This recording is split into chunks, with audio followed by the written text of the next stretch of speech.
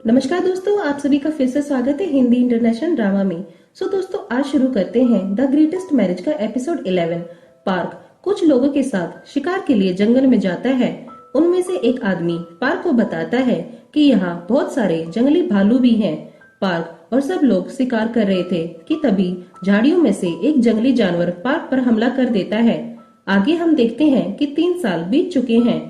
चा को एंकरिंग की जॉब से हटाकर रिपोर्टर की जॉब दे दी गई है। चा एक एक्सीडेंट की जगह पर न्यूज लेने जाती है। चा को बीच में बार बार फोन आ रहा था कि तुम अपने बेटे को डे केयर से ले जाओ, सब बच्चे अपने घर जा चुके हैं। चा टीचर को कहती है कि वह आज लेट हो जाएगी, कुछ देर और डैन को डे केयर में ही रख लो। न्यूज डायरेक्टर चा पर गुस्सा होकर कहते हैं कि तुम जाकर अपने बच्चे को संभालो, तुम्हें यह जॉब छोड़ देनी चाहिए। चा कहती है मैं अपनी पूरी मेहनत से यह काम कर रही हूँ और वह खुद से इस जॉब को कभी नहीं छोड़ेगी। दूसरी ओर चा की जगह कोई दूसरी एंकर जो युन चो के साथ न्यूज एंकरिंग करने लगी है और जो युन चो फिर से इलेक्शन लड़ने जा रहा है। कुछ देर बाद चा अपने बेटे को लेने डे केयर में जाती है। टीचर कहती हैं आप टाइम पर डैन को लेने आ जाया करें या फिर अपने किसी फैमिली मेंबर को भेज दिया करें।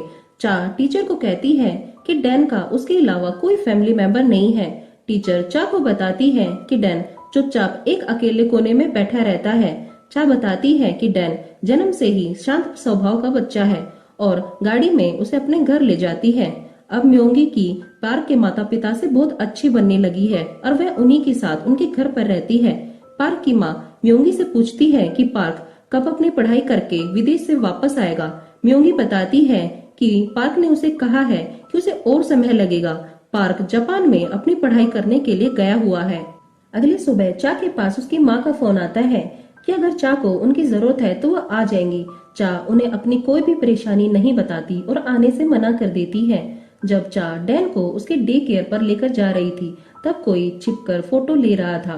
डैन चा को कहता है कि आप भी दूसरे माता पिता की तरह उसे समय पर लेने आ जाना।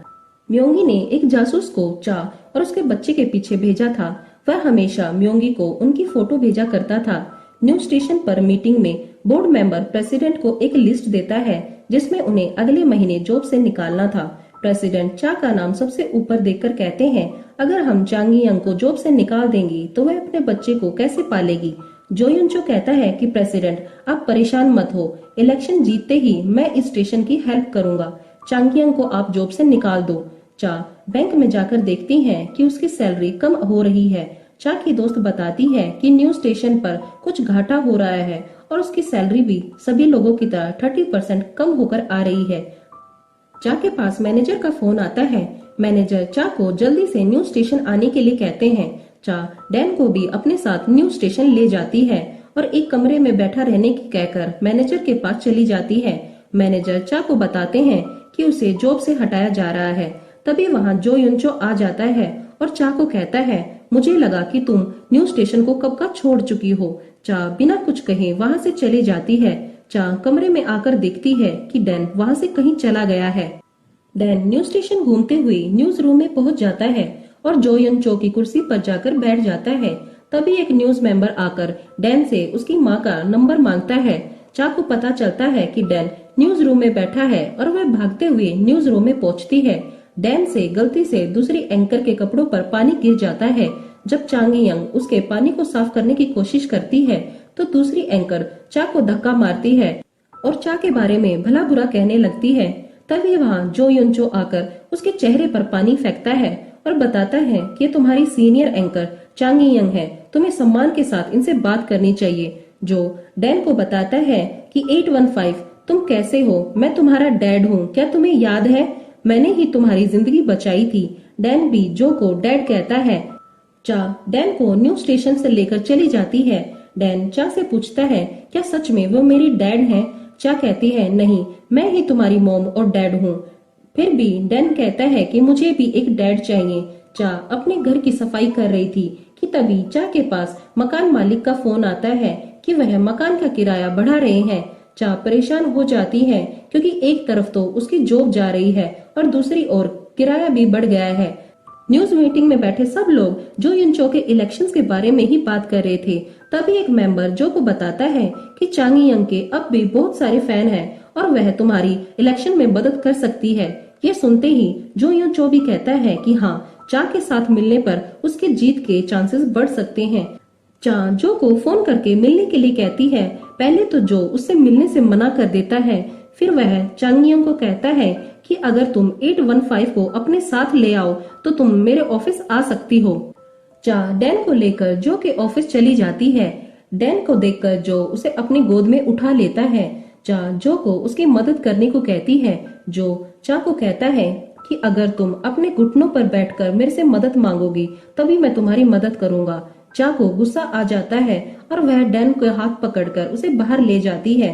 तभी जो मैनेजर को फोन करके कहता है कि तुम अभी चा को जॉब से निकाल दो। चा के पास मैनेजर का फोन आ जाता है कि उसे जॉब से निकाल दिया गया है। चा अपने बच्चे को लेकर फिर से जो के ऑफिस में जाती है और जो के सामने घुटने टेक देती है। जो कहता है कि तुम्हें अब यह करने की जरूरत नहीं है, बस तुम इस कॉन्ट्रैक्ट पर साइन कर दो। और चा को बताता है कि इस कॉन्ट्रैक्ट में लिखा है कि वह इलेक्शन में जो इन चो की मदद करेगी। अगर वह इस इलेक्शन में हार जाता है तो वह उससे शादी कर लेगी। यह सुनते ही चांगियंग कहती है कि अगर तुम दुनिया के आखिरी आदमी होगे तब भी मैं तुमसे शादी नहीं करूंगी। जो ये सुनते ही कॉन्ट्रैक्ट को फाड़ देता है और डैन को उठाकर मॉल में गिफ्ट दिलाने ले जाता है। जो मॉल में डैन के साथ सेल्फी लेकर चा को कहता है कि डैन बिल्कुल अपने पिता पार्क तेयन की तरह दिखाई देता है। वहीं पार्क की माँ ने म्योंगी को एक बूढ़ी औरत से चेक करवाया था। वह बूढ़ी औरत पार्क की माँ को बताती है कि तुम्हारे बेटे के आते ही तुम्हारी बहू जरूर प्रेग्नेंट हो जाएगी। म्योंगी अपने कमरे में जाकर सोचती है कि क्यों ना वह चांगियों को मरवा दे और उस बच्चे को पार्क के घर पर ले आए। घर जाकर चा अपने कपड़ों में कुछ फैशन शो में पहनने के लिए कपड़े देखती है, पर उसके पास कोई भी अच्छी ड्रेस नहीं थी। फिर वह अपनी दोस्त के पास फोन करके कुछ ड्रेस मांगती है और उसकी दोस्त ड्रेस देने के लिए तैयार हो जाती है। चा की दोस्त और पार्क का दोस्त अब एक रिलेशनशिप में है। न्यूज स्टेशन पर प्रेसिडेंट पार्क के पिता से उनके न्यूज स्टेशन पर पैसा लगाने के लिए कहते हैं, पर अब भी वह चांगियंग की वजह से पैसा देने से मना कर देते हैं। फैशन शो की मीटिंग में डिसाइड किया जाता है कि इस शो को चांगियंग होस्ट करेगी। मीटिंग से जाते हुए चा पार्क के पिता से लिफ्ट में मिलती है। तभी चा के पास फोन आ जाता है और डैन की फोटो नीचे गिर जाती है। पार्क के पिता फोटो को उठाकर चा को देते हैं, पर उन्हें फोटो देखकर शक हो जाता है। चा भी बहुत डर जाती है। जब चा डैन को डे केयर लेने जाती है तो टीचर कहती है कि कल डैन की छुट्टी है क्योंकि कल फादर्स डे है। सबके फादर्स डे केयर पर आएंगे, पर डैन का तो कोई फादर है ही नहीं। चा टीचर को कहती है कि वह चाहती है कि डैन भी दूसरे बच्चों की तरह सभी डेज को सेलिब्रेट करे। घर जाने पर पार्क के पिता पार्क की माँ को बताते हैं कि चा के बेटे का चेहरा पार्क से बहुत मिलता है। पार्क की माँ कहती है लेकिन वह पार्क का बेटा नहीं है क्योंकि चा ने तो स्पर्म डोनेशन से उसे जन्म दिया है। अगले दिन जब चा डैन को डे केयर लेकर जाती है तो टीचर कहती हैं कि सब बच्चे अपने फादर्स के साथ दूसरी जगह सेलिब्रेशन कर रहे हैं। चा कहती है पर मैं चाहती थी कि डैन भी सबके साथ इस दिन को सेलिब्रेट करे। टीचर रोते हुए चा को कहती है कि मुझे डैन पर बहुत तरस आता है। वह उदास बैठा उन्हें अकेला कैसे देखेगा, और डैन वहीं उदासी में बैठकर सब बातें सुन रहा था। चा डैन को लेकर जो से मिलने जाती है और कहती है कि आज पूरा दिन मैं डैन के साथ ही रहूंगी और तुम्हारे फैशन शो पर नहीं जा पाऊंगी। जो चा पर चिल्लाने लगता है और कहता है कि अगर तुम फैशन शो पर नहीं जाओगी तो मैं तुम्हारी कोई मदद नहीं कर सकता। चा फैशन शो पर कुछ काम करके डैन के साथ डे केयर चली जाती है। डैन चा को सबके साथ एक्टिविटी करने को कहता है। चा सबके साथ डैन के लिए गेम्स खेलती है। तभी जो युन चो भी डे केयर पर आ जाता है। चा की लंबाई के कारण डैन एक्टिविटी नहीं कर पाता और चांगियंग के हाथों से गिर जाता है, जिससे चा के हाथों पर चोट आ जाती है। जो चा और डैन को हॉस्पिटल लेकर जाता है। जो चा को फैशन शो पर ले जाते हुए कहता है, तुम क्या सोच रही हो, क्या तुम डैन को छिपाकर पाल पाओगी? चा कहती है, मैं डैन को किसी से छिपाना नहीं चाहती। जो फैशन शो पर जाकर चा की जगह होस्ट करने वाली लड़की को हटाकर फिर से चा को होस्टिंग करने के लिए कहता है। चा होस्टिंग के लिए ड्रेसिंग रूम में तैयार होने जाती है। जो चा को कहता है कि तुम परेशान मत होना, डैन का मैं अच्छे से ध्यान रख लूंगा। उस फैशन शो में पार्क का परिवार भी आ जाता है। शो मेंबर जो से पूछता है, तुम चांगियंग से ही होस्टिंग क्यों कराना चाहते हो? जो कहता है कि मैं सबको दिखाना चाहता हूँ कि मैं औरतों के बारे में बहुत सोचता हूँ, जो चांगियंग ही कर सकती है। चांगी यंग फैशन शो को होस्ट करना शुरू कर देती है। तभी जो डैन को लेकर स्टेज पर आ जाता है और अपनी डींगे हाँकने लगता है कि मैं चांगी यंग और उसके बच्चे की बहुत मदद कर रहा हूँ और मैं औरतों के बारे में बहुत सोचता हूँ। ये सब देखकर चांगी यंग बहुत हैरान हो जाती है। फिर चांगी यंग अपने बेटे को अपने पास बैठाकर होस्टिंग करना शुरू कर देती है। सोनियो देखती है कि उसका नकली हस्बैंड ने भी फैशन शो में हिस्सा लिया हुआ है। पार्क की माँ बार बार डैन को ही देख रही थी। फिर वह अपना फोन निकालकर डैन की फोटो निकालने लगती है। यह चांगी यंग देख लेती है और अपने बच्चे का चेहरा छिपा लेती है। दूसरी ओर पार्क तेयन जापान से वापस कोरिया आ जाता है और वह एयरपोर्ट पर ही चांगी यंग और डैन को टीवी पर देखता है और उन्हें देखकर बहुत हैरान हो जाता है।